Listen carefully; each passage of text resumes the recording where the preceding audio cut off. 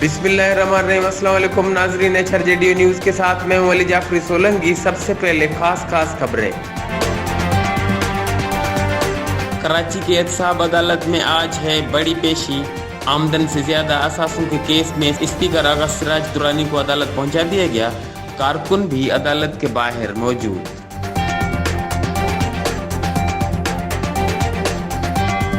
DGI-SPR ने भारतीय army chief का लाइन ऑफ कंट्रोल पर जंगबंदी का दावा बेबुनियाद करार दे दिया।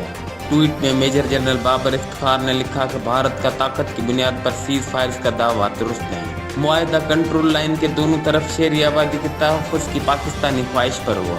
किसी फरीक का मुआहदों को अपनी बरतरी दूसरे की कमजोरी से ताबीर करना दुरुस्त नहीं।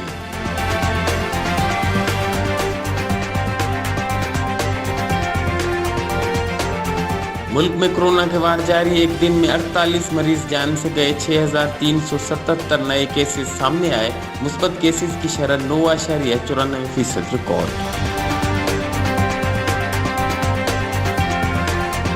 HRJDO न्यूज़ से अब तक के लिए बस इतना ही। मज़ीद खबरों और अपडेट्स के लिए विजिट करें हमारा YouTube चैनल HRJDO न्यूज़।